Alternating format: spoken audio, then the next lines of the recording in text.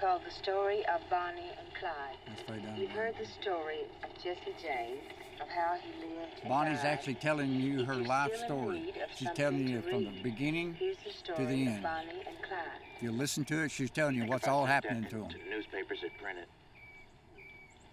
Now, Bonnie and Clyde are the Barrow Gang.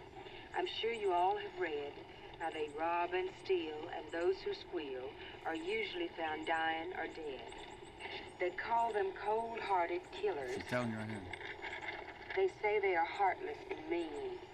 But I say this with pride, that I once knew Clyde, and he was honest She knew and this. upright and clean.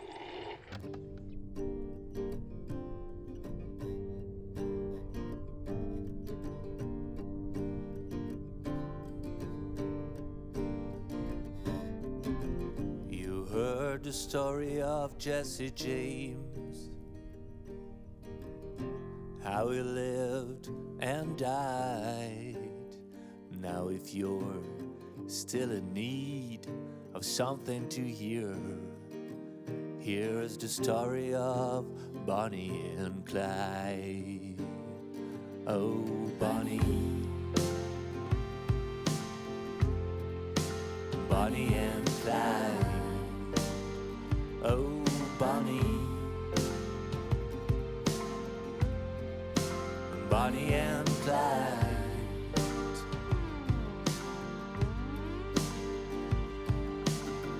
Now Bonnie and Clyde, they're the Barrow Gang.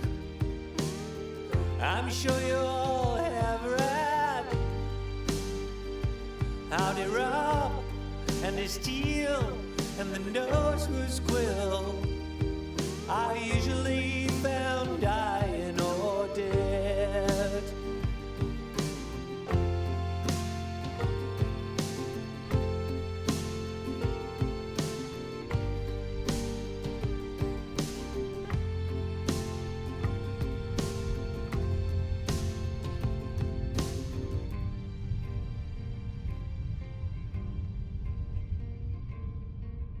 When I was about 13 or 14, I used to come down here all the time.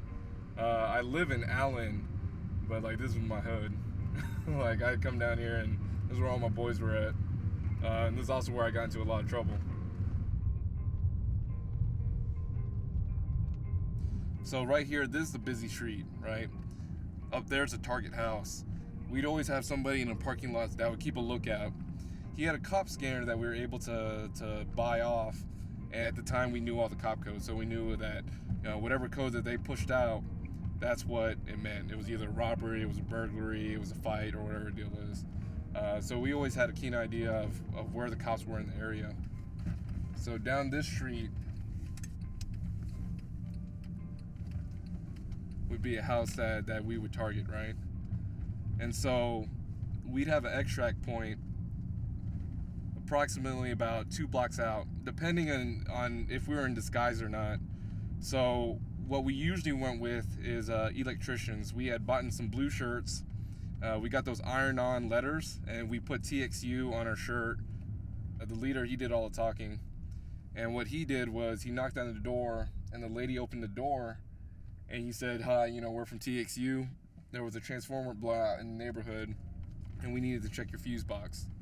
So she allowed the 3 of us to go into her house, and we went over to the garage. Well, at that point, he had taken out a gun and pointed it at her head and said that we're going to kill you if you don't get down on the floor. So she got on the floor, we tied her up, and then I was assigned to the son, and my other partner was assigned to the daughter. And this is about 9 o'clock in the morning, so they were both sleeping at that time. And so we walked to both of their rooms and then tied them up while they were sleeping, and then grouped them up in one area. We put a pillowcase over their head and gagged them so that way they wouldn't be able to talk.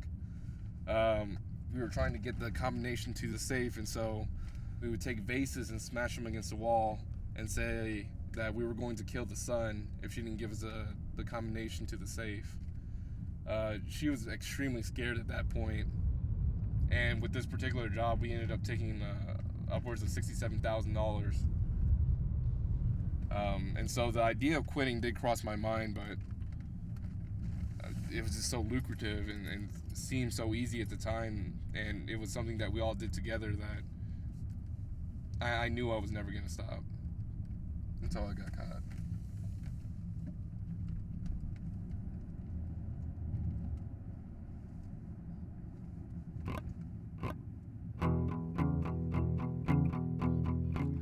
Well, he was born in Ellis County, where his father pitched his tent. They say he's a public enemy who never did repent. Here we go, chasing around Bonnie and Clyde. Well, one thing that I want to make clear is we're not here to memorialize a couple of spree killers. We're here to try and understand what it is that created a Bonnie and Clyde, because it keeps happening again and again and again. Not necessarily male and female, but crime keeps recurring. And if we don't try and understand what creates the criminal, we'll keep having criminals. And a really interesting way for me is to study Bonnie and Clyde. This is a very interesting story, a very complex story. There's no black and white in this story at all.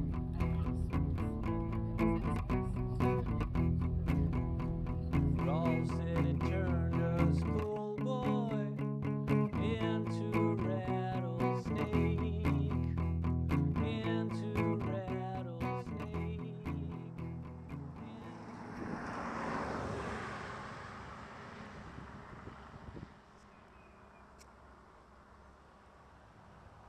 You want a modern day equivalent of Clyde and Bonnie.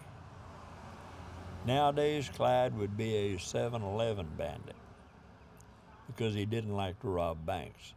He said they gave you too much press. Okay, Bonnie would be a groupie because she never killed anybody. But she would be a groupie so infatuated with Clyde and everything that she wouldn't turn loose. She followed him to death.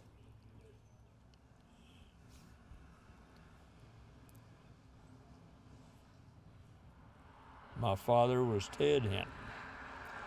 He was a deputy sheriff, and he and Bob Alcorn, they chased Clyde and Bonnie for 17 months. Ted had a saying that was two-part. He said, one, there were a couple of kids that fell in love after Clyde had fallen off the wrong side of the law fence. The other was that if those two kids had used their God-given gifts for legal endeavor, that they'd have both been world beaters. So, in other words, he was giving them the benefit of the doubt. Who among us is the same person today that they were when they were 16 years old? When we look at teenagers, we always say, what were they thinking? And the answer is they probably weren't thinking. So we do need to come up with ways that are justice policies that recognize that people are capable of change. Being incarcerated definitely was a second chance in life. I mean, I will say this. I mean, a lot of times as an inmate, you think that rehab is all BS, right? But the lessons that I've learned in rehab have carried with me for the rest of my life. And one thing that I'm grateful for is that I got to learn a lot about myself and the reasons why I committed the crimes and why I continue to commit them. And one thing that I thought was really sad or horrible about myself was that I enjoyed it. I enjoyed having that power over somebody, putting somebody in a vulnerable situation. It gave me a thrill, and that's something that I've always tried to stay away from, or at least turn that into something positive, because I never want to go back to that again.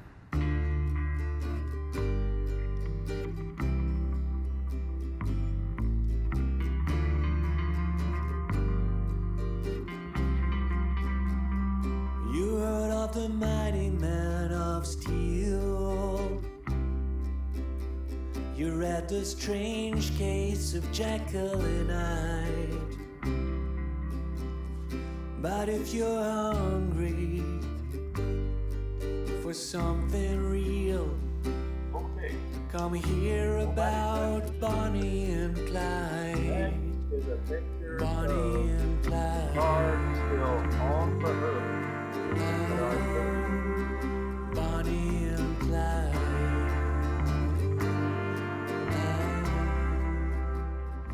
Henry, Mr. Barra, had very little education. So did Kimmy, Ms. Barra. But they saw to it that the kids went to school. They saw to it that they went to church and Sunday school.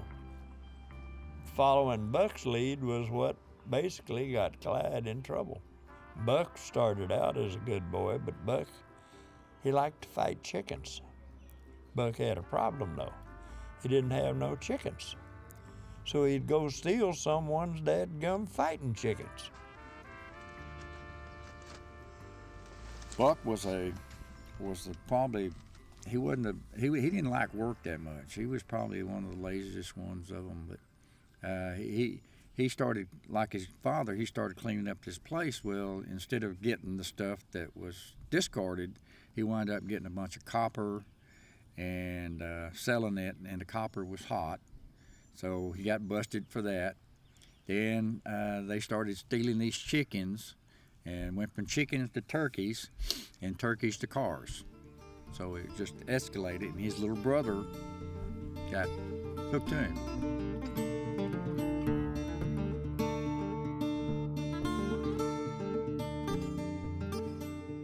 My parents, they came from China and Malaysia. They met here in the United States, and growing up, I was very poor. At that time, they were working 12 to 14 hours a day, 7 days a week, just to get by on the bills. My father, he had a very bad anger problem. He physically abused me a lot of my childhood. I remember one time in particular, it got really bad, and he actually had taken a butcher knife from the kitchen. He chased me around the kitchen trying to kill me. So suffice to say, when I was young, I was the fastest kid in school because I learned how to run. When my mom divorced my father and moved down to Texas with my grandmother and I didn't have that father figure to tell me what to do or to beat me. And so at that time, I just started running buck wild. So I was 14 years old, I had a car, and I went everywhere. From Frisco, Irving, Dallas, basically this whole area. Anybody in my age group at the time, they knew me. I was a party guy. I used to hustle at my school. I had gotten fake IDs, and what I would do is I would buy alcohol and cigarettes and sell that to minors, and just generally got in with a bad group of people. Now, things started getting really bad when I met a friend of mine here in Garland, and he introduced me to some people, and we used to come down here to the Shaolin Temple all the time. We used to hang out. These guys, they were older, and they were into more of the heavier types of crime. So at the time, I was street racing, I was selling here and there, but mostly minor stuff. They were into robberies. But because I felt such a strong connection with these guys were family to me.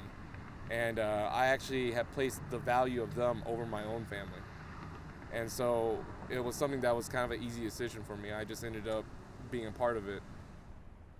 80 years ago, so many of the criminal gangs were regarded as folk heroes.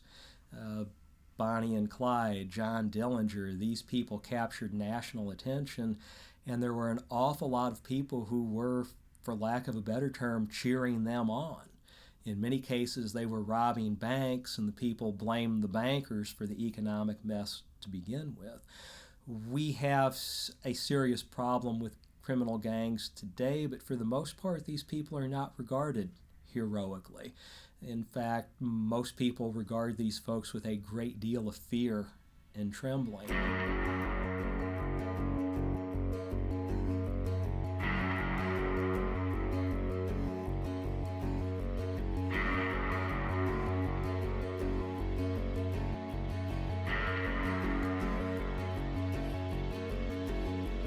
Captain Frank Hamer with a gun in his hand wakes up at 6 at the latest. He fought 100 gunfights and killed 53 men. Hoover said he was the greatest. Captain. Texas was a freestanding republic for many years. And Texans take a great deal of pride in general at this image of being independent, of being self-reliant, of being tough, the so-called cowboy ethic.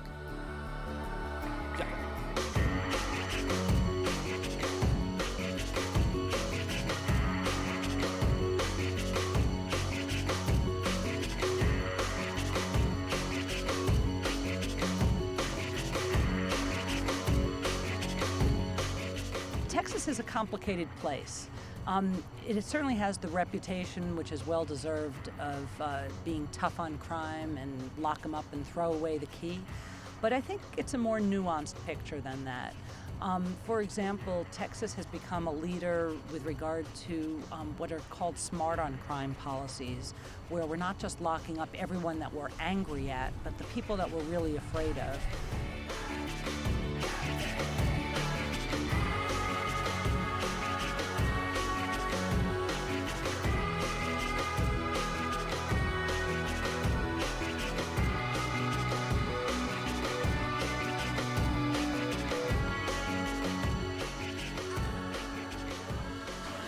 So this was kind of like the memory that's always stayed in my head, right? And so at the time, you know, the Kia was right here. It was a green Kia. I was arrested right over there. I looked up over my car, and that's when my mom showed up right there, and she was in the blue robe. And that's just something that I've always remembered. Like, you know, she maintained my innocence and tried to comfort me at that time. And it was right here in the spot. There was a police SUV that pulled up in that spot right there. There was another cop car that was in the driveway over there at 749. And yeah, immediately once I pulled in, they came out and arrested the crap out of me. In the 1920s and 30s, if I wanted to be a police officer, I went to the local police station and said, "Do you have an opening for a police officer?"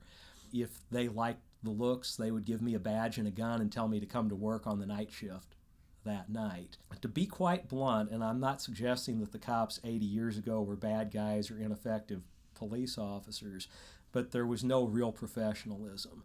The story is, and I worked with some of those old guys who had started before and after World War II, kind of the bottom line was if you really couldn't get a better job and you didn't mind getting in a fight and maybe cracking a head once in a while, you could get a job as a police officer or sheriff. The thing that's always been burned in my head was the night I was arrested. So, like, what were you thinking when you saw me getting arrested? Because you had just woken up. Yeah, I just woke up and they were knocking for a long time, and then I came out. When they arrested him, I was asking, where is he? I'm going to have to go pick him up when they finished questioning. I didn't think that it was that serious because I don't know what he did at that time. I mean, what he did was probably pranks or something, you know? So I thought that they're going to question him and I'm going to call. And then when he didn't come up, didn't come home, and the next day I keep calling and I start calling the police and say, what's going on now? Can I go pick up my son? That's when the real fear set in. Prison to me is like hell. It's the most frightening thing to me. I mean, he may get hurt, fights and everything, or he may join a gang. And the thing is, his future is all gone to me. It's like, that's the most saddest thing for me.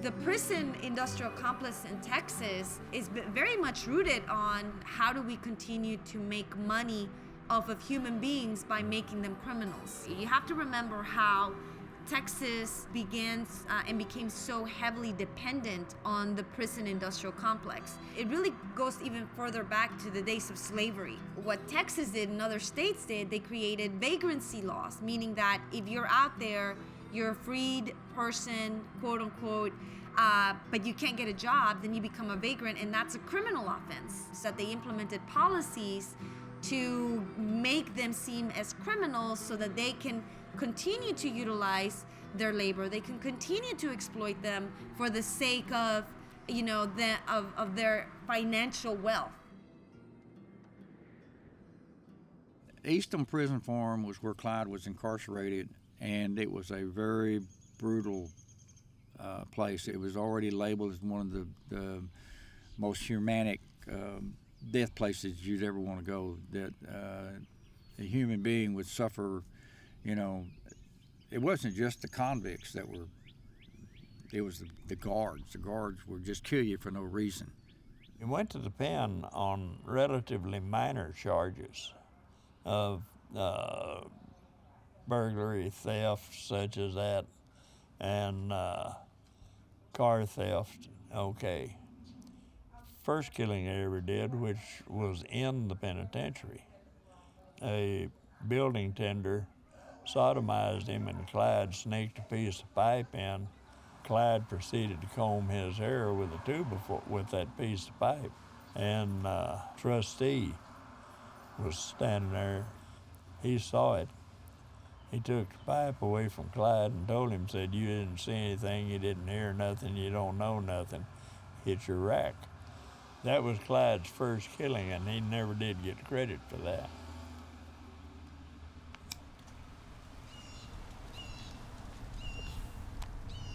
Prison has become a school for crime. We know that it makes people worse. It teaches them skills. It makes them angry in ways that they maybe had not been before. Bonnie and Clyde may be perfect examples of that, where they never should have been in there in the first place. And if their issues had been addressed and they hadn't been exposed to rape or other types of traumatic treatment, maybe these future crimes would never have happened.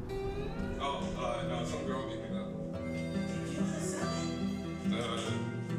Yeah, they're hungry. Evans was just a really hard facility to be in. It was a very gang-oriented facility. Basically, at that point, the gangs had run the facility. And I remember one time, I got into a fight with a kid, and I got caught. And I was a high phase at the time. They fired me from my job. They fired me from everything, took away my phases, took away all my privileges. I'm just stuck on the dorm. And that's probably one of my lowest points. And because I had very limited contact with my mom, I just didn't have any outlet. I didn't have anybody to really go to. At that point, I had thought that, maybe the rest of my life was gonna be in the prison system. And it's hard because there's a very fine balance that you have to kind of tread on. Because if you act positive and get too many privileges, well, now you have beef from everybody, right? But then you also have to act bad to a certain point, so that way you don't cause problems on the dorm with other kids, right? And so, that was the point where I thought, hey, I'm just gonna give up. I'm gonna join a gang. I'm gonna do drugs. I'm gonna get into fights. Who cares? I didn't see a future at that point.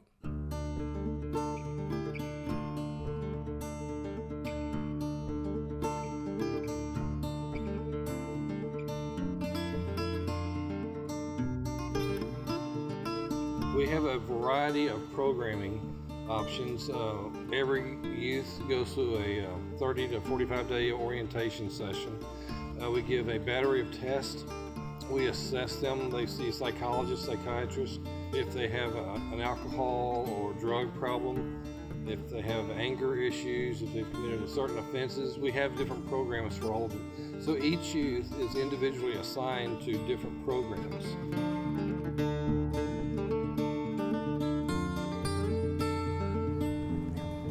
We've tried building prisons. We've built till we're blue in the face. We've added 100,000 prison beds during the 90s and 2000s. And, we found that it made us poorer, but not necessarily safer. What started happening in the early 2000 period was that we realized that we couldn't keep affording these policies we'd put in place.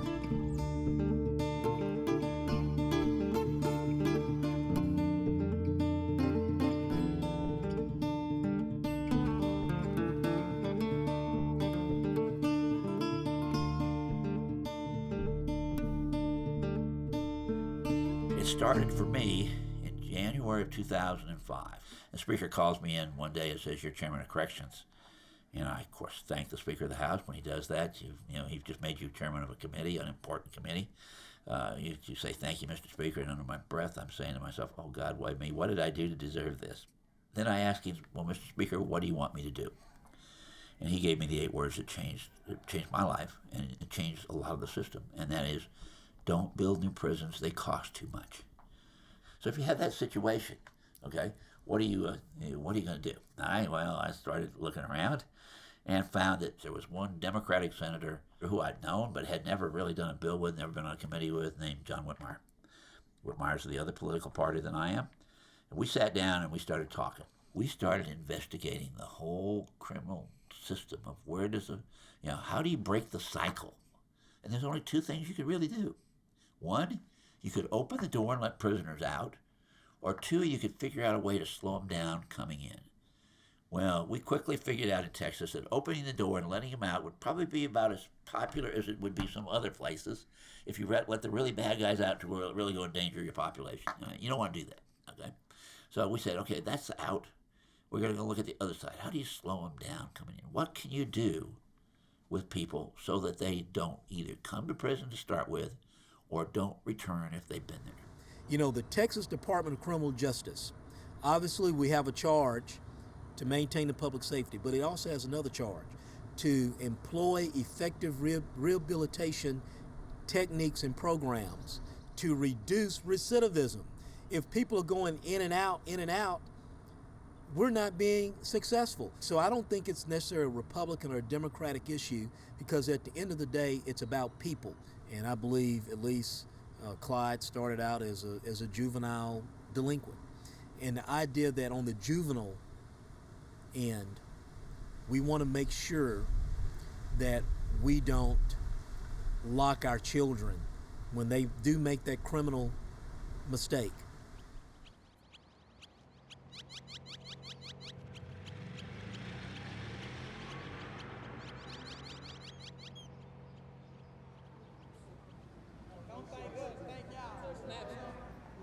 My name is Steven Jackson. I'm 18 years old from Wichita Falls, Texas. Currently serving 20 years for murder. Kind of got into a fight, ended up stabbing him. He died. My name is Patrick Simmons. I'm 18. I was committed to TJJD for concept aggravated robbery. I needed a lot of money, and I had a drug habit that I needed to support too. So I wasn't old enough to get a job, so I just went to the next best thing. I could have did something better, but at the time, all I had in front of me was a couple guns and a couple $100 a piece. It's easy money. Of course, it's gonna be fun. I mean, you're not doing anything. You get money for free. You're doing drugs. You're making money and you're having fun at the same time. It's just like there's no pain, no worries. And you know what I mean? If you do it, you know it. I feel like it was calling me, so and I wanted the fast life, the fast money, girls, stuff like that. That's just what I wanted, so that's what I went for. Bonnie and Clyde were 2 of the most influential people, gangster-wise. Most people in here want to be like them. They want to be all on the news and want to be long-running, and they set the example of what not to be, pretty much.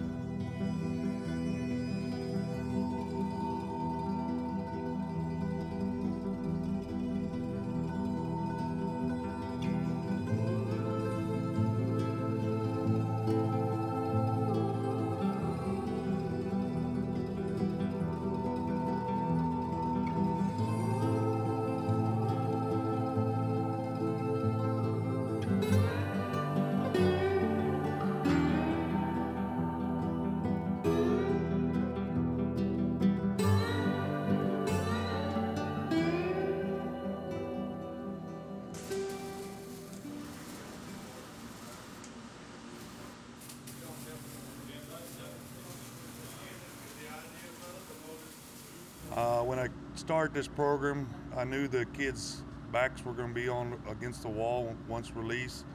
So I made a decision that I'm going to have to give them something extra to really have an opportunity for them to land a job, and that's why we started the industry certification program. And it has proven to be a success for the students.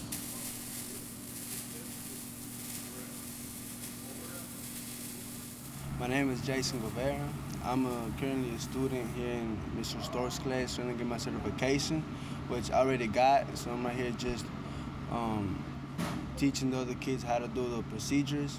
They gave us a project which is called PBLS, which is project-based learning. They gave us a theme which is kind of like the ocean. So we came in mind and we all agreed that we was gonna do a seashore, and everybody worked together. You know, we was doing tacking, everybody was drawing, doing cutting with the torches and everything, and we came up with this, which is simply a project. You know, different kids did different work at different times. Everybody was focused on one thing, but what Mr. Stork was trying to teach us at the very end of everything was that you can turn trash and turn it into something. So don't never let nobody put you down. So really all that metal that we turn into a project is nothing but scrap. But we took it out, we cut it, we made designs on it and made it into one big thing. I have about 12 more months left. But as soon as I get out, you know, I gotta do good so I could be civilized like everybody else.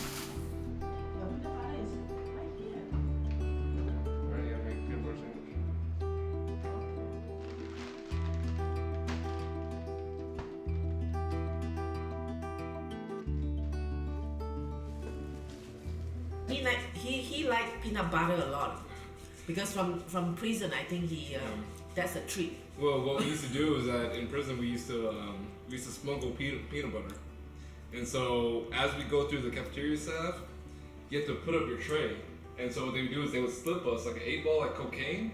It'd be like an 8-ball peanut butter, and so we take it, put it down our pants, and then we go back to the dorm, and then we use that for protein to work out.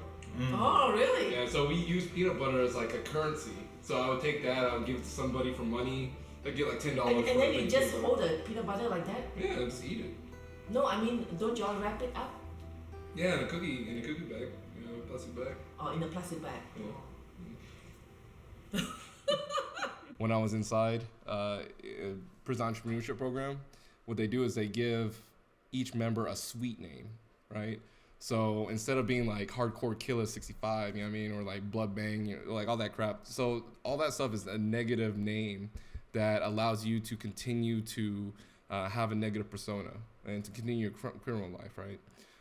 So if you're always known as like a killer, then that's who you become. So the sweet name that they gave me was Little Princess. So I'm Little Princess with PEP. Yeah, Last Chance in Texas. This one I got when I was released, but it's a pretty good read. You know, get books like this. I mean, there's a little bit of everything. That was on June 2nd, 2008, or 2005. See a kid that screwed up and has a bad haircut. This is always an interesting picture because I think that this talks a little bit about the time that I was in there. Because, I mean, as you can tell, I mean, I was skinny. Didn't really look too happy. And it was just a really sad time.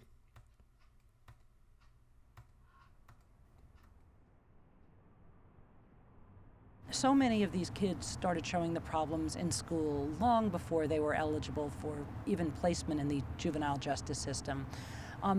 For that matter, many of these kids were almost preordained to be in the system because of problems in their home life. They were abused or neglected at home, or their families had other kinds of issues going on. In so many cases, it's the family system that needs treatment, not just the youth themselves. My name's Chris. I arrived here by an accusation of a aggravated sexual assault crime. Life here, I mean, it was a lot better than it was when I was in the world.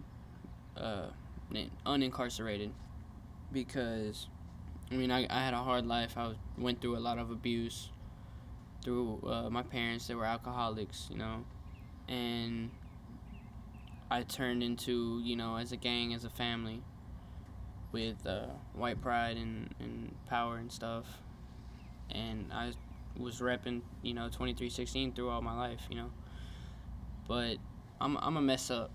That's a given. I would say it's a blessing if a person can go out there once they come back from here and not mess up not once. But I understand it as I'm gonna mess up. I'm gonna do something wrong, whether it's major or little, you know. But I mean, I'm not gonna I'm gonna try to my best ability to not put myself in that predicament. Sugar, why don't you send me news to read and hold in bed? Sugar, all day I've had such blues, I felt like a living dead. Yeah, I feel like a living dead. Miss Parker, every time they'd have one of their clandestine meetings out somewhere, would get on Bonnie's case that she needed to leave Clyde and everything. And finally, Ms. Parker rained all over Bonnie's parade in the last meeting that they had and told her, says, well, you realize that you're going to get killed, don't you? She said, yes, but life without Clyde would be meaningless. My dad wanted to run with them, and Clyde says, no, we're going to be killed. We want you to stay alive, you know, for our family. He was the one that was actually meeting them and taking them stuff when they needed it, and would take the family out to meet them, you know, when he was on the run. My family, they were all God-fearing people. I mean, you know, they knew right from wrong. But any mother that has a child that maybe laying out with a bullet wound and bleeding to death on the road, you're going to go to him. I don't care what the cost is. And that's the way they looked at it. You know, if you're hurt, they want to come help you. Out of the entire facility, throughout all the years, they never had a parent send math homework, right? And so she would send me math homework, and then I would do the math homework. And during visitation, she would test me on it to make sure I was doing it correctly. Yeah, because I'm so worried about his education. How is he going to compete with the outside world now with his record? You have to have something positive. So at that time, there's not much other choice. He's locked up. The only thing that I can help him is help him to realize that, you know, education is still a good thing. Education is still he should strive for. So what helped me the entire time was a lot of the support from her, but just kind of realizing my own potential, that I could go in, that I could learn, and through my intelligence, I was able to kind of help other people. That's when I started to get my respect in the dorm. It wasn't through the fights. It was through just showing people that, hey, you can make a change in your life.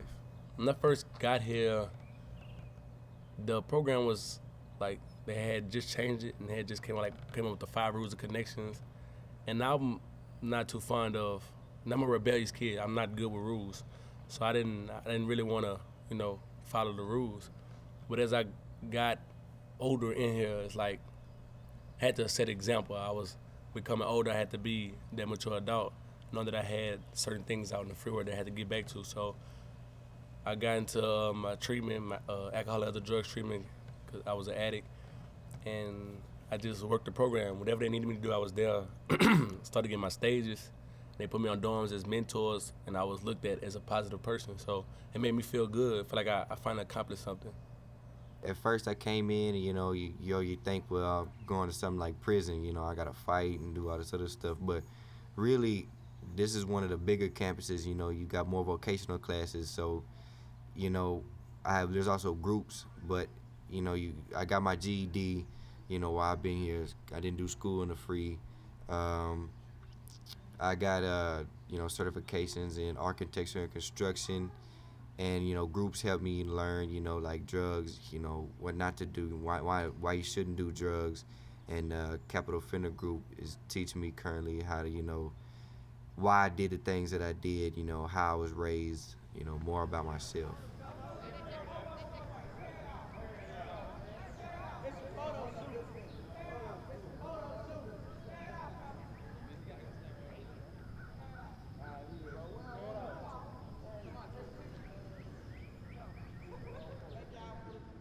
My name is Tyler.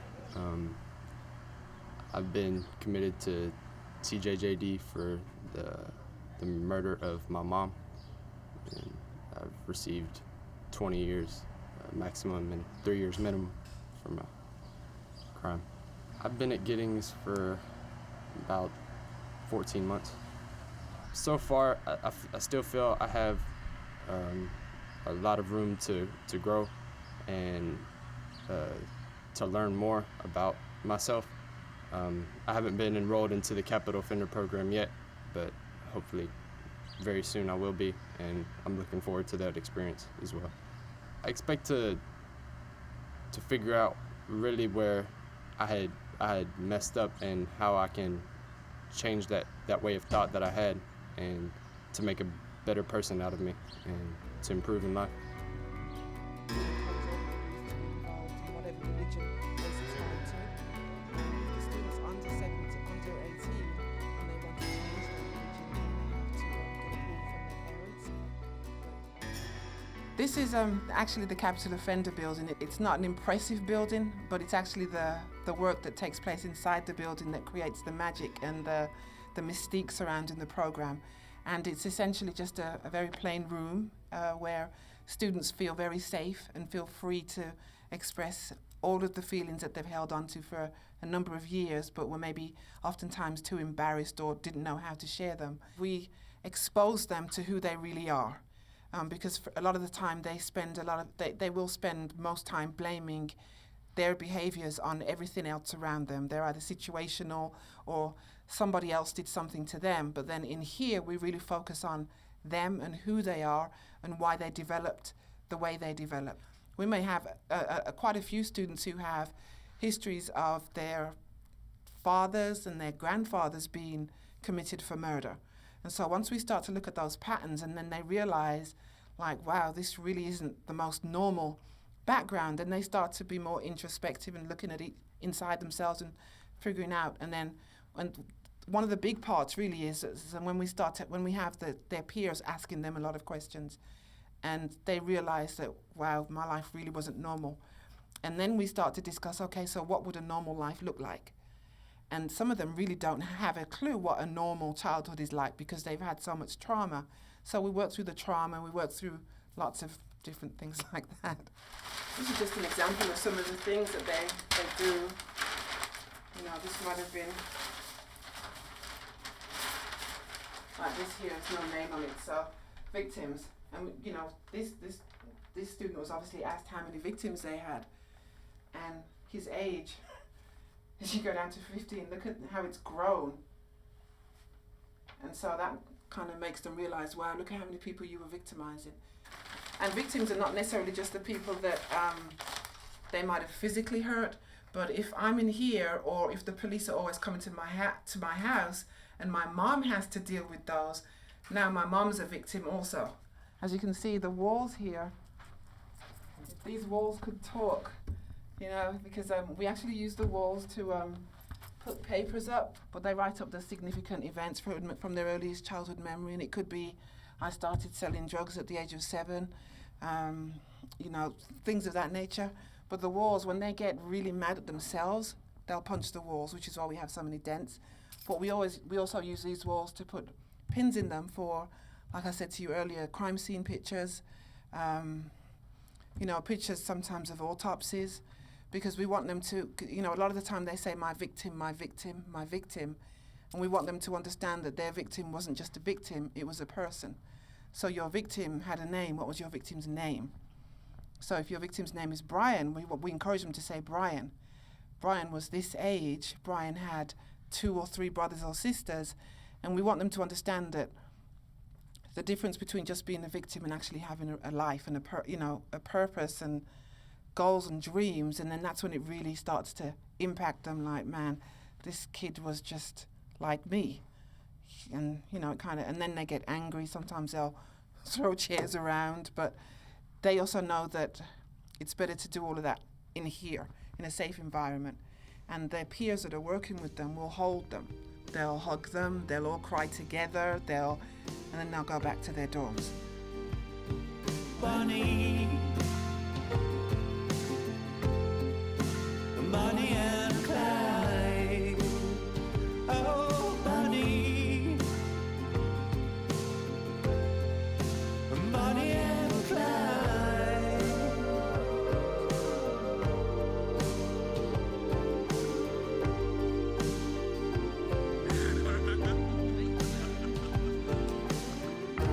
southern truth to this write-ups. They are not so ruthless at that. Their nature's raw and they hate all the law, but still the pigeons and the spiders and the rats. Oh my God, thank you.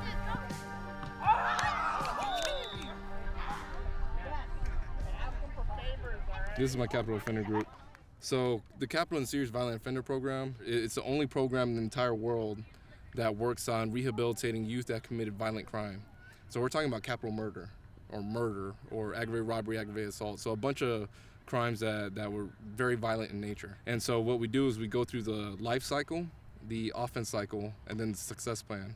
And so the first step is that you will actually commit the crime in like a play area, right? So we're in this room and they give us props to use as a gun or to use to tie somebody down, and somebody will play the victim and you will commit your crime again, reenact that crime. And then they switch it around and then they make you the victim, where you're the person that's being assaulted or being murdered or whatever it may be. So it's extremely intensive.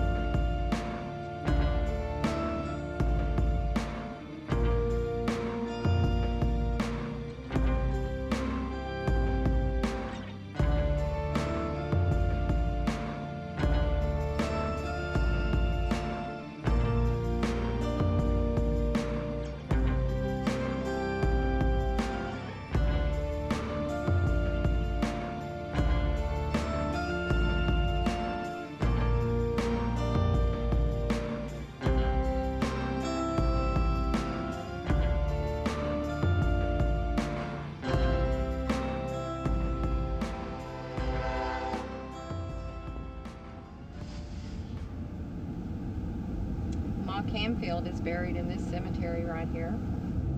She was the lady that owned the cafe where the museum is now, where Bonnie and Clyde bought their last meal.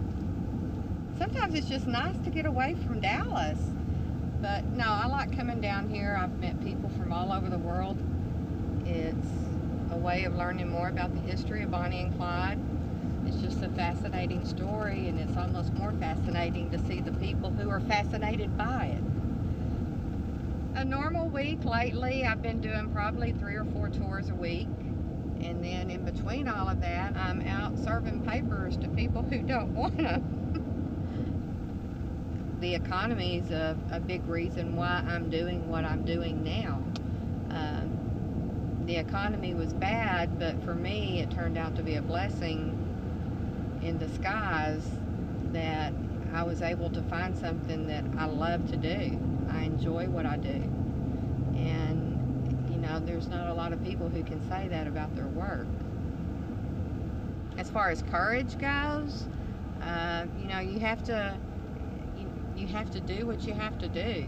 And I'm not saying that, you know, you go out and rob banks like Bonnie and Clyde did, but I have found that I did have a courage that I didn't know I had before. I have a strength that I didn't realize I had before.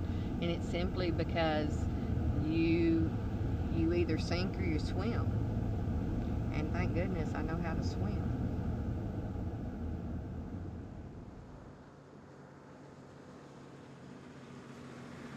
Whenever you have an economic downturn, a year, 2 years, perhaps 3 years later, you start to see a slight increase in crime overall. Some of it's property crime because people are committing property crimes in order to live. But then along with that, people are under more stress because they're out of work, the bills are piling up. Some people turn to alcohol as a means of dealing with that stress, and high stress and someone consuming large amounts of alcohol is always a bad thing and almost invariably leads to some type of violent acting out. The Depression had already hit probably in the mid-early 20s. You always heard about the roaring 20s when they were going with Prohibition. There was a reason why they was making this whiskey. They was generating an income because there was no income. So people would swap for different things. Like, I got water, you need meat, I got eggs, you need chickens. So that's what they did, and that's how these people lived. And it was just one big community of people who were destitute, they had no other income, and they had to survive. And this is where a lot of them went to robbery. They say you never break the law unless you get caught. Well, a lot of them didn't get caught. Clyde was unfortunate one who got caught.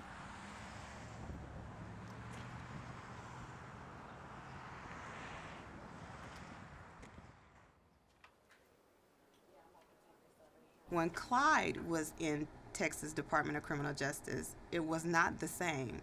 You basically had rules to do whatever you wanted to, and now we don't do that. We make sure that, we have people on board and people at hand. We have grievance policies, and we have different procedures established to make sure that everybody is okay. So what Clyde went through years ago, we all saw this on television. So what he went through, none of that today. The classes are in prison, and they're out here on parole. So on either side, you still have classes coming in, so we could help stop that. The first 3 months is like the honeymoon period, and they're excited. They're willing to take however many classes we give them. They're just happy to be out.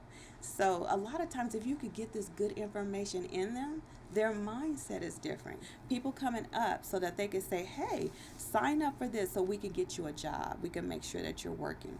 A lot of times if they're working and they're busy, they don't have time to go out there and break laws. But we do have certain people who don't want change. And that's where, the enforcement comes. Because you tell us what you want from us. And so now we're trying to make sure we have you around it. Not just locking you up and throwing you back in prison. No. We want to make sure you're okay when you come out. There's no secrets to parole. Everything you're responsible for as a person on parole under supervision was on the front of that parole certificate and on the back of that parole certificate.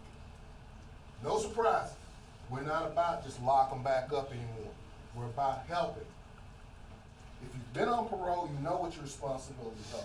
If you're new to parole, I would take it that you're intelligent enough that you can read, that if you don't understand something, you're capable of asking a question to get an understanding of what your responsibilities are. You have what I call the do's and the don'ts. You do these two things, you don't do these two things. You can be successful.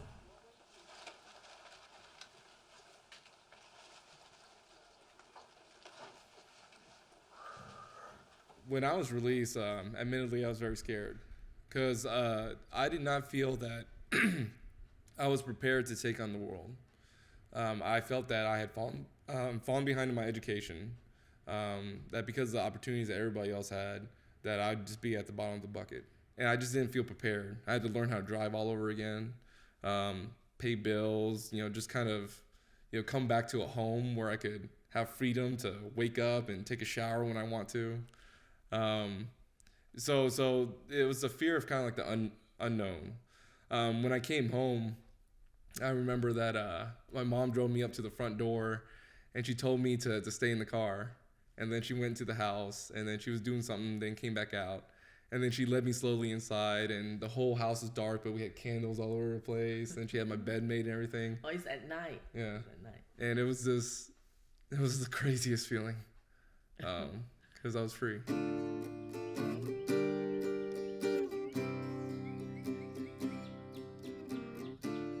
Like Bonnie's poem is telling you, she says she once knew Clyde when he was upright and clean.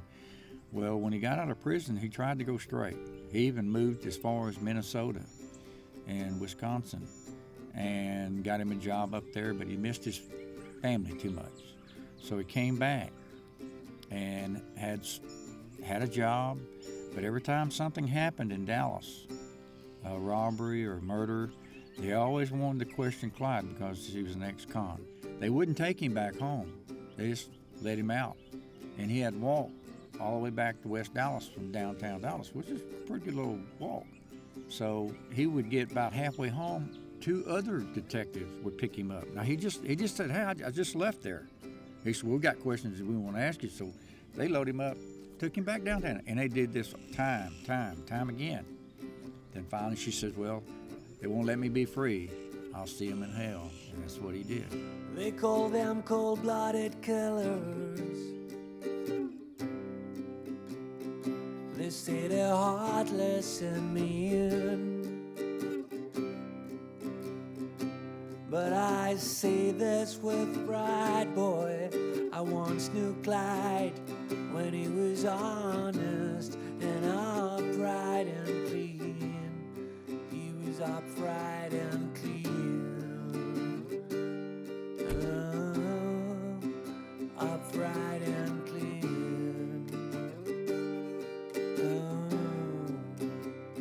But the laws fooled around and kept taking him down and locking him up in a cell until he said to her, Bonnie, I will never be free. So We're going to serve a paper, or to attempt to serve a paper. Yep. Hopefully she'll be there. Serving, it's delivering legal documents to people, documents that have been filed with court for various reasons. In some cases, it's a debt collection. In most cases, with me and what the work that I do, it's with child support. So I call it chasing down deadbeat parents. You know what? The wrong way is always the easy way. To achieve, you have to work at it, and sometimes that's a struggle. For some people, it's easier than others. And you have people who are willing to continue to fight, that have the strength to struggle. They have the influence. They have the encouragement. They have the role models to help them achieve that. And then you have others who don't have that. For my son, his first arrest was 2 days after his 13th birthday. Those are, you're talking some of the most formative years of a child that are spent behind bars. And so, how do you deal with that? How do you prepare them for the world? I get really aggravated when you see stories about kids that have gotten in trouble, that have broken the law, that have killed someone. What's the first response you hear? Their parents didn't teach them. They didn't have good parents. Well, that makes me see red, because I think I have been a good parent, or the best that I can be. But my son has still made mistakes. So he knew what was right, he knew what was wrong, and he made choices when he walked out the door that went against that.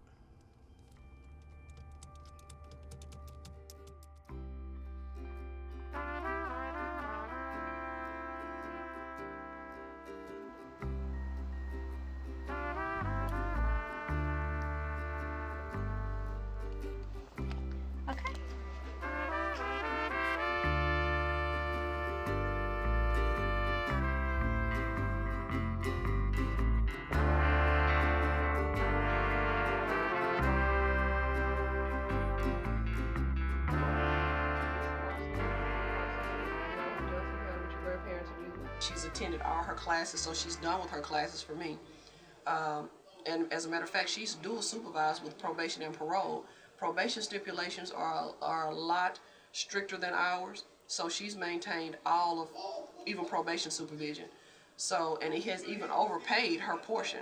And you know, you heard her say earlier she works at Pizza Hut down the street, so that job pays what, $9 an hour. So she doesn't make that much, and then she's a full-time mom, and she's about to have another baby, so she's doing really good.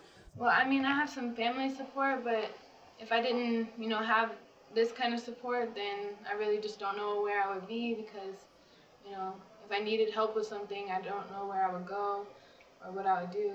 So then I, probably end up talking to old people that I used to know, and then end up back in trouble because, you don't have any help from anyone else, so. Our job is to help you get to wherever you need to be. Granted, if you need to be in prison, you're gonna go. But take for instance Tiffany, if she came and said, and she's been doing well, if she came in and said, Miss Hall, just some things happened and it just threw me, it just threw me for a loop and I just didn't handle it right. I knew better, but it just didn't go well and I messed up. That doesn't strike me as someone that needs prison. Let's sit down and talk about it and see what needs to happen so we can get you on the right track. This is her first time. She's never did this before. None of this stuff happens. We stay in good communication. The fact that she came and told me is a big positive. That's a positive. That's in her favor. So it's all about, reintegrating you wherever you need to be. She's a mom. She needs to be at home with her mom. Even though she made this horrible mistake, I wouldn't describe it as somebody that needs to be taken from her kid and just locked up. Because what good is that going to do her? What good is that going to do her child? Tell the lady that I'll call her. Okay. So just, verify everything and make sure that you'll be having your own room and it won't be any hot. But plus you don't need that kind of pressure on the baby either. Yeah. So, want to make sure everything is okay. All right? All right, thank you. All right, see you later.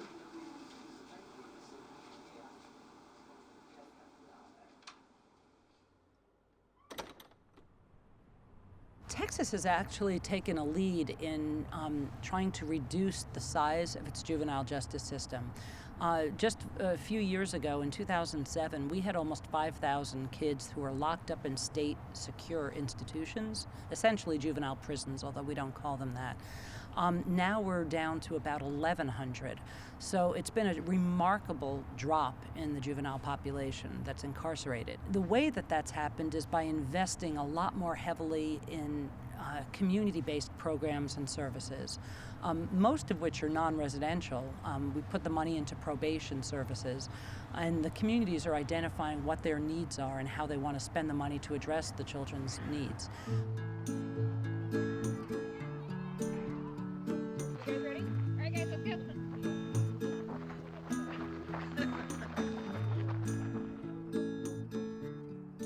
Run Free Texas is a nonprofit organization that offers a running program to at-risk youth with the goal to lower the overall recidivism rate of juveniles within the state of Texas.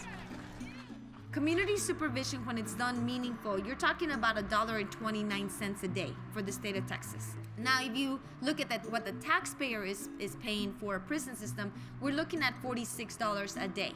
And then you look at the recidivism rate. So like the recidivism rate for community supervision is about 15%, and the recidivism rate for prison is about 46% or so, which is interesting, right? I mean, you get what you pay for, you would think, but you're paying more money for worse outcomes when you're not implementing evidence-based practices.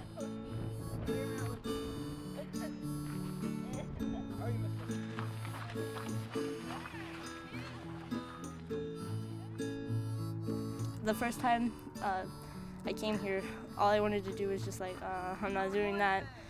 I didn't want to. It wasn't easy. Sir. Okay.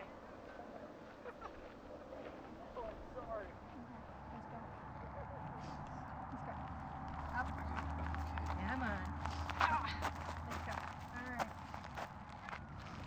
You can do your time mile today or Thursday. Well, if I finish the mile, what am I going to do after? Well, since Saturday's a race and it's 3.1 miles, we really would like for you to run 3 miles. But right now, we're taking breaks in between to build your body up to it.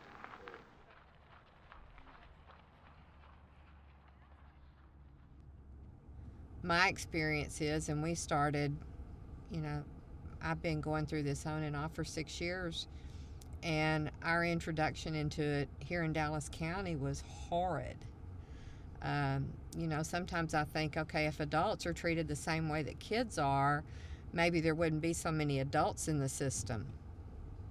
But then if you look at each individual child, such as mine, who had emotional issues, learning disabilities, and things such as that, they have people who are qualified to do that stuff. They have the training to help those kids.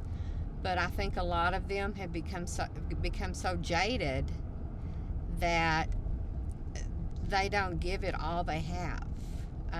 My son, for example, it was determined because of his disabilities that he never would be able to complete the program that they had set for the kids to have to complete before they were eligible for release. So they just pushed him through the system and let him go. He ended up back there. And again, it was his fault that he did, but nothing I saw there prepared him to cope once he got out. A new program had been introduced when he went back the second time. Oh, everything's great. We've got this now. He's going to have to complete this. Well, guess what? He didn't have to complete that program either.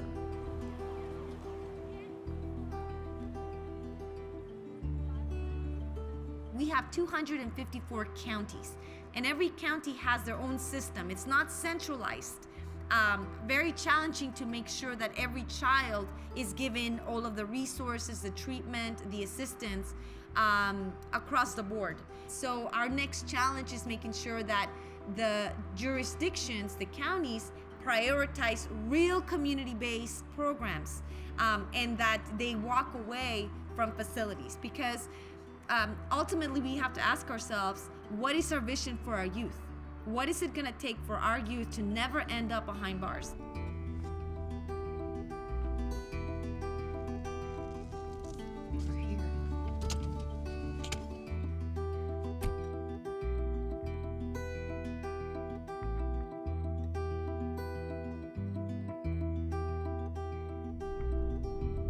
When Travis was released, we were given information for after release programs, or whatever you want to call it.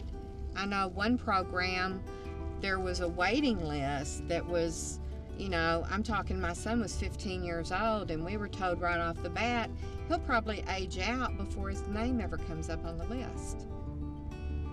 So you were talking, a 3-4 year waiting list. There were other services that I'm still waiting for return calls on. Someone expects the kids to, yes, they're going through the probation process and then they have to be perfect. But nobody is perfect. We all make mistakes every day. And, for these kids, they've been going through what they're going through for a long time. So to expect them immediately to turn around and stop what they were doing is kind of unrealistic. 18, 19, I got it. 20, 21, 22, 23, 24, 25. As a juvenile probation officer, we have to give them sanctions and try to correct the behavior that way. But with Run Free, we're more able to talk about it and really guide them through and even say, you know what, it's okay. It's okay. Tomorrow is a new day and we start all over again. So we're really able to give them that second chance that we all deserve. Oh man, it was really hard the first day. I ran a mile in like 14 something. And my second one was 12:02, and now it's down to like 10:50. So, really shows how much it helps you progress during the whole program. It just made you feel good because you know you're actually getting something done and you're actually accomplishing your goals. And we always tell each other just stay positive and be good and don't get in trouble and always try your best, And we all encourage each other. So again, it's a big support group. It's pretty fun. Ready to finish? 10. Nice. Was that it? 10:59. You did it! I told you could do 11! Nice! I told you that! Nice! Took another minute and 2 seconds off. Wow! Take that for determination. Yeah, I'm gonna come back. Just like that. Next, I have to do my 5K, which is at the end of the program, which is on Saturday, and then just going back to school and staying focused in school and doing good there. And then I think I'm gonna come back here in February with the new group. So that'll be super fun. Yeah, because I think he did maybe an 8.5. He needed 6:55. Phenomenal. I haven't even run a 6:55. That's great. Good job. Good job. All right. You ready? All right, we have time to do another one. We can do one more. We're the receivers in the system of those that have been the dropouts or failures in the earlier part of the system. And can we turn people around? Yes, we're doing that. We've done that. You look at specialty courts, you look at drug courts and how many people they've changed their lives. There's an amazing number. Now some, you're not going to change them with the dadgum number 9 Elm Club and hitting them 3 times a day with it. Some, you can offer an impetus to straighten up and fly right, and they will. I've seen both. And like Ralph Fultz, who ran with Clyde. Okay, Ralph, he went and served time in the pen, got out, went to work with a shipyard and such as that. And he finally wound up going around and as a security guard for Buckner's Orphans Home. He was working with young kids. Fine, he turned his life around. Buck, when he got out of prison, that's the reason Buck was up there at Joplin. He was trying to talk Clyde into getting out of outlaw ways and everything, but instead Clyde recruited him back into outlaw ways. That's how he got mixed up in that mess. My brother Buck is here. Blanche, his wife, is too. While behind curtains full of fear, they're dying to know what we're up to. I'm ready to settle down, my love, in a house with you. We'll go to Joplin Town, my love, if the neighbors let us do.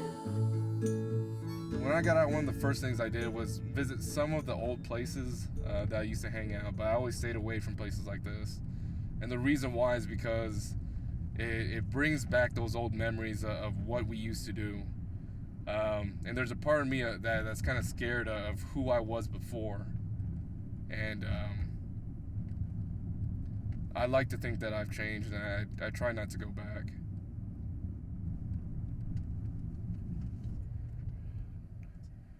I was a first-time offender with a good record. I was going to school, I was making A's, I was doing community service, I went to church, and this is the first crime I had ever committed, and they gave me a 12-year sentence. And when I was incarcerated, I met people that had murdered other people and gotten 3-year sentences or 8-year sentences. There's one guy in particular that I remember. He was high at the time. He was high on drugs, and he had picked up a shotgun, and he thought that it wasn't loaded. And he pointed it at his girlfriend's face and pulled the trigger as a joke, but it was loaded, and he blew her face off, right? And she died on the spot. And he only got 3 years. So there's a huge mix. Unlike many states, we have what are described as wide open sentence ranges. For example, for a first-degree felony, which is the most serious felony, someone could receive a sentence anywhere from 5 years to 99 years or a life sentence, or probation. So it runs the entire gamut. And the reason we have those kind of wide open ranges here is because, well, for a few reasons. One is that we believe in jury sentencing. Texas is one of just a few states in the country that allows juries to decide on the sentence. And because we believe that the community should be able to express its views about the seriousness of an offense through the sentencing range, we want to give them as much discretion as possible. The other factor is that not all crimes are the same. You can have two murders that are very, very different. The person who kills their abuser is very different than the serial murderer. I don't think he would have killed him. Not as long as he didn't feel threatened. They approached Bonnie and Clyde totally unaware of their identity. Give them no warning sign. Did it just like this. I heard it through the grapevine. Shut them full of. Two young riders, they're dying.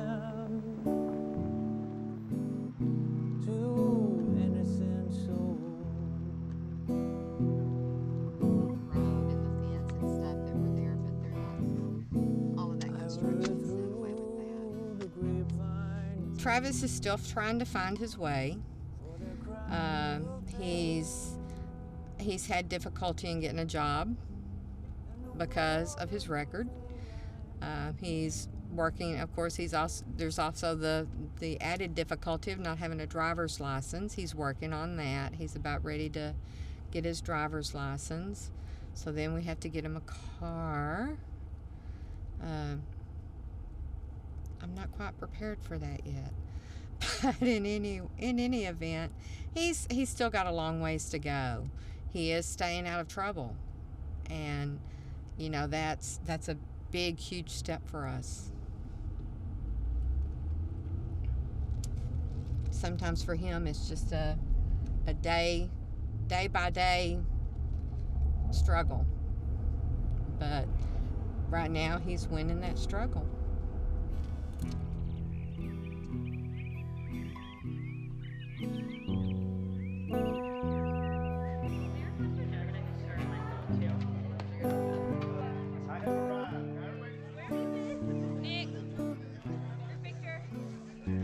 Runner set.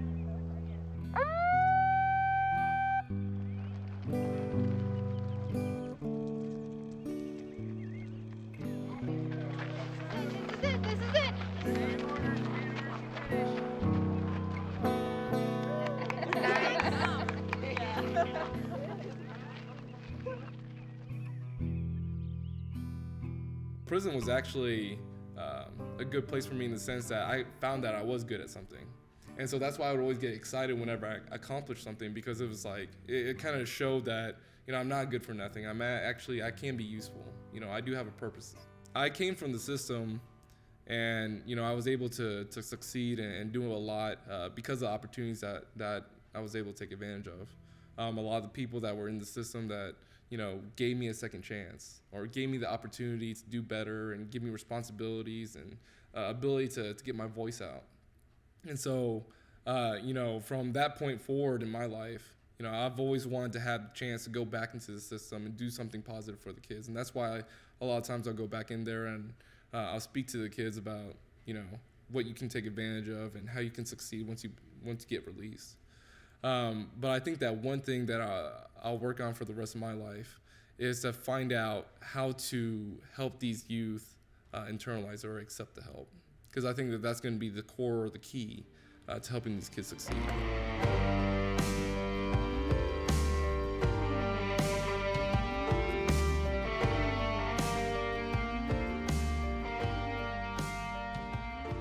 If it can be done in Texas, given the history, it can be done anywhere else. But I also feel like Texas still has a long way to go. Even though the crime rate has been going down throughout the years in Texas, in all different crimes, it has gone down. You know, we don't necessarily just want to measure it by crime going down. We want to measure it by how healthy communities are. whether or not the kids are staying with their parents, whether or not the parents have the tools they need to be good parents, whether or not the people who suffer from addiction are treated the way that they should, which is a mental and substance abuse, like a health concern, not a criminal justice concern, you know? And making sure that if they do end up in the system, that they have the tools that they need to live responsibly. We still have a long way to go. I mean, we're talking about years, like decades of undoing failed criminal and juvenile justice policies.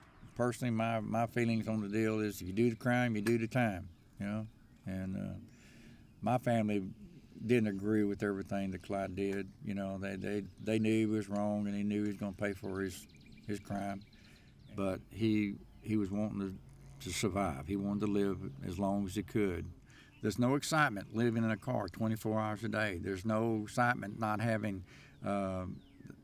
decent hygiene where you have to go bathe in a dirty creek or you have to buy food from somebody because you can't go into a cafe and sit down and eat it, or you can't sit in your own home and eat a meal, you know, without fear of being caught. And you had to do it to stay alive. And that's the reason why law enforcement had to find a way, because they wasn't going to live like that.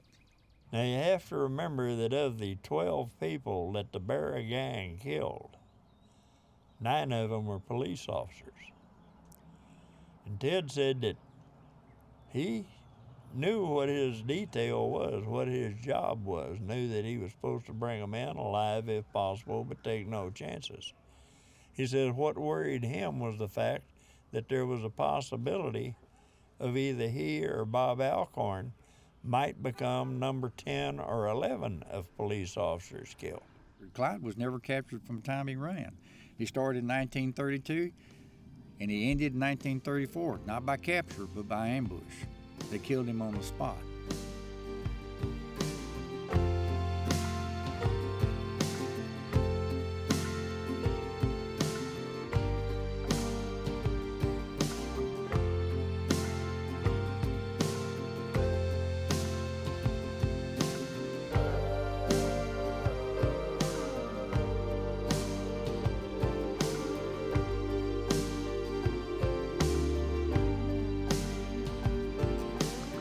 Lots of untruth to these write-ups. They are not so ruthless in fact. Their nature's raw and they hate all the law. But still the pigeons and the spotters and the rats.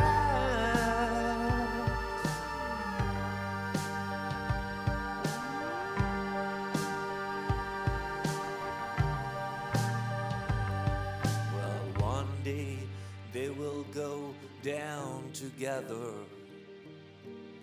They'll bury them side by side. To few it will be grief, and to the law relief, but just death for Bonnie and Clyde. To few it will be grief, and to the law relief, but it's death for Bonnie and Clyde. Yeah, it's death for Bonnie and Clyde. Well, just death for Bonnie and Clyde. Well, it's death for Bonnie and Clyde. Watch yourself, watch yourself.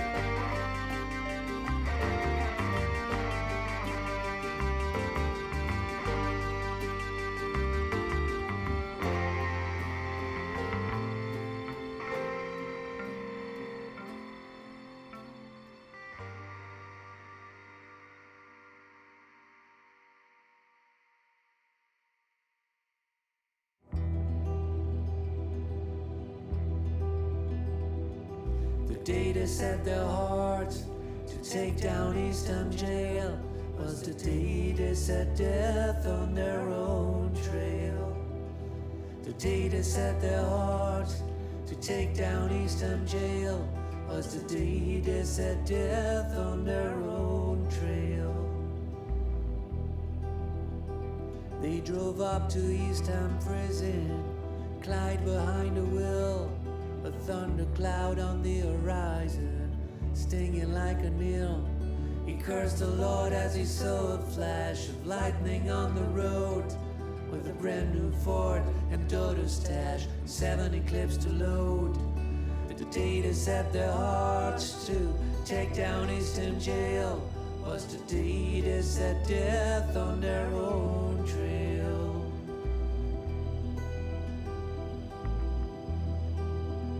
He planted a gun for Hamilton in the prison yard, and in a gust of wind, Hamilton, he shot a prison guard.